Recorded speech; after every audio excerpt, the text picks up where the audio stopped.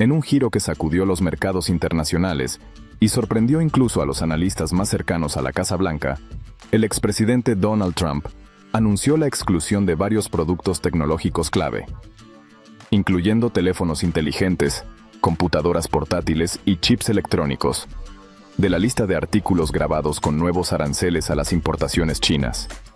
Esta decisión marcó un importante punto de inflexión en la agresiva guerra comercial que el gobierno de Trump había desatado contra China desde 2018, y fue interpretada por muchos como una señal de retroceso, o, al menos, una táctica de contención temporal frente al creciente costo político y económico del conflicto.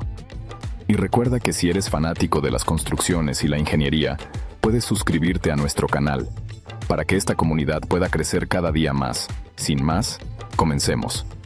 Durante meses, la administración Trump había intensificado su campaña de presión económica contra Beijing, imponiendo aranceles progresivos sobre cientos de miles de millones de dólares en bienes chinos.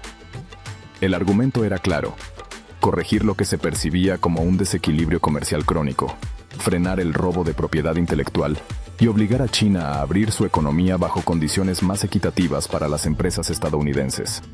Sin embargo, la aplicación indiscriminada de aranceles comenzó a generar consecuencias colaterales imprevistas, afectando a industrias clave de EE.U, elevando los precios de productos de consumo y provocando turbulencias en los mercados financieros.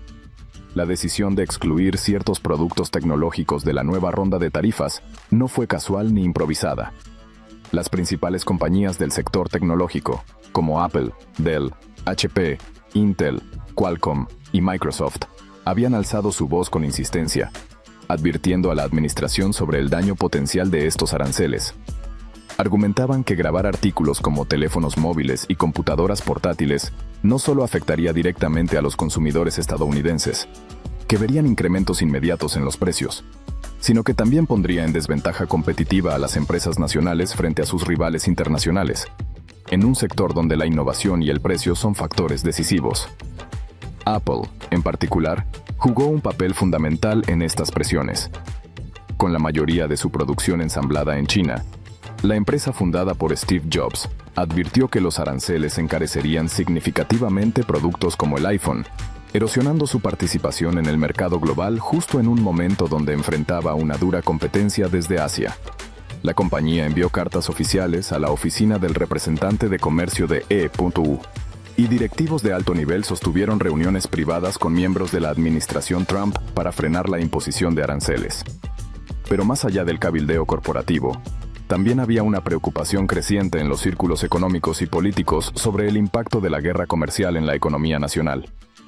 A medida que se acercaban las elecciones presidenciales, Trump enfrentaba una presión cada vez mayor para mostrar resultados económicos positivos.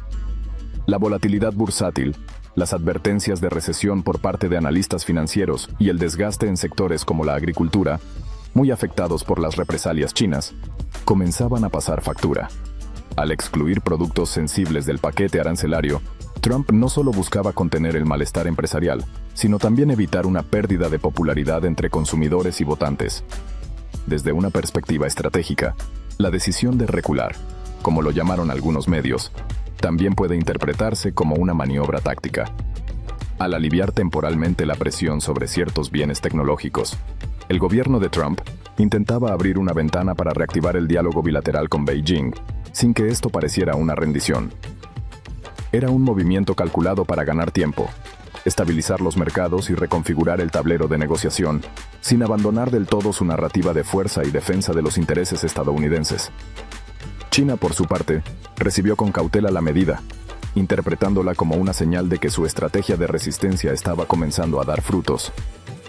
Si bien no hubo una respuesta oficial inmediata celebrando la decisión, los analistas chinos la interpretaron como una victoria parcial en el tablero geopolítico.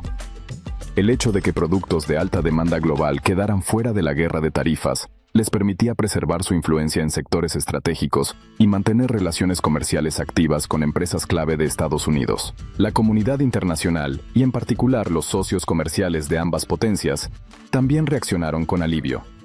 Los aranceles sobre productos tecnológicos tenían el potencial de distorsionar las cadenas de suministro globales, afectar la innovación y ralentizar la economía mundial. países europeos y asiáticos seguían de cerca los movimientos entre Washington y Beijing, conscientes de que cualquier escalada adicional podía tener consecuencias más allá de las fronteras de ambos gigantes. En definitiva, la exclusión de teléfonos, laptops y chips del paquete arancelario fue una jugada política, económica y diplomática que reflejó con claridad tanto la presión interna que enfrentaba la administración Trump como la enorme complejidad inherente a la guerra comercial moderna. Esta decisión no puede entenderse simplemente como un acto aislado, sino como el resultado de una cadena de tensiones acumuladas, contradicciones internas y realidades globales que limitaron el margen de maniobra del gobierno estadounidense. No fue una capitulación abierta, al menos no en los términos que la administración habría querido evitar, pero sí representó una señal inequívoca de que incluso una presidencia caracterizada por su discurso beligerante y su voluntad de ruptura con el orden económico establecido, debía, tarde o temprano, reconocer los límites prácticos de una estrategia basada exclusivamente en la presión unilateral. El gesto evidenció que, en un mundo cada vez más interconectado, las medidas proteccionistas ya no son simples herramientas de política económica doméstica, sino factores de alto riesgo capaces de generar efectos colaterales de gran alcance. En este caso, la intención original de castigar a China por sus supuestas prácticas comerciales desleales terminó afectando directamente a empresas y consumidores estadounidenses, a la cadena de suministros global y, en última instancia, a la estabilidad del propio sistema financiero. La maniobra de Trump dejó al descubierto una paradoja incómoda, que al intentar proteger la economía nacional con barreras comerciales, se corre el riesgo de desestabilizarla desde dentro, especialmente cuando esas barreras alcanzan productos que son esenciales tanto para la vida cotidiana como para sectores estratégicos. Esta situación dejó una lección evidente. Las acciones de una superpotencia económica como Estados Unidos no ocurren en el vacío. Cada movimiento comercial, cada tarifa impuesta o levantada, tiene un efecto dominó que atraviesa fronteras, mercados, industrias y relaciones diplomáticas. La globalización ha generado una red tan tupida de interdependencias que resulta prácticamente imposible adoptar medidas agresivas sin generar repercusiones inmediatas en múltiples frentes.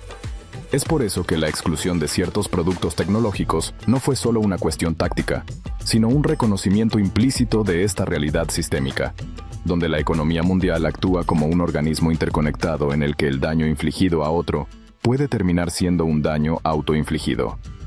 En este sentido, el episodio también sirvió como catalizador para una reflexión más profunda sobre el papel que Estados Unidos desempeña y pretende seguir desempeñando dentro del sistema económico global.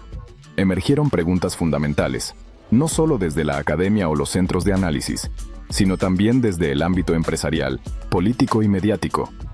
¿Es viable que una economía líder cierre parcial o totalmente sus puertas al comercio exterior sin provocar un retroceso interno? ¿Hasta qué punto el nacionalismo económico, que busca priorizar la producción y el empleo nacional, puede coexistir con una arquitectura global donde los componentes de un solo producto cruzan múltiples países antes de llegar al consumidor final?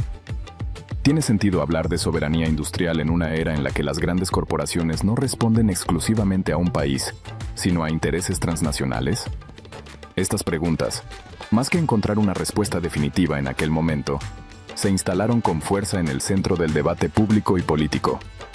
La retirada parcial de Trump respecto a los aranceles tecnológicos no fue una resolución a estos dilemas, sino una manifestación de su urgencia y relevancia. De hecho, puso de manifiesto que los gobiernos nacionales, por más poderosos que sean, enfrentan una creciente dificultad para controlar los flujos globales de bienes, servicios y tecnología, especialmente cuando estos están dominados por corporaciones multinacionales que operan más allá de las lógicas de la política tradicional. Así, la medida fue también una señal de los límites del poder estatal frente al poder corporativo en la economía contemporánea.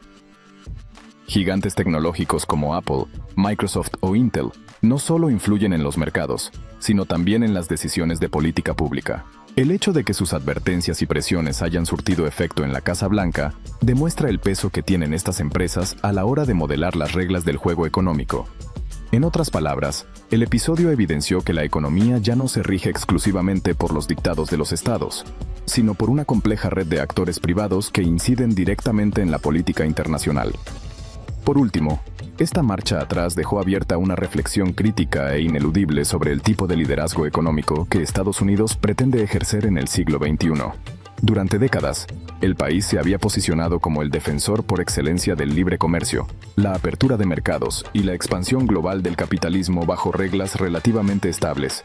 Sin embargo, la administración Trump rompió con ese paradigma, optando por una estrategia confrontativa, unilateralista y basada en la imposición de fuerza económica a través de medidas como los aranceles.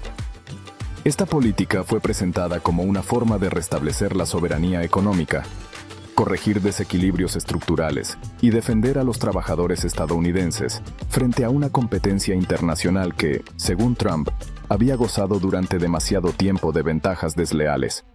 Pero al dar marcha atrás, justo en los sectores más sensibles, tecnología de consumo, componentes electrónicos y bienes esenciales para la vida moderna, el gobierno estadounidense puso de manifiesto las fragilidades estructurales que atraviesan su economía en la era de la globalización avanzada.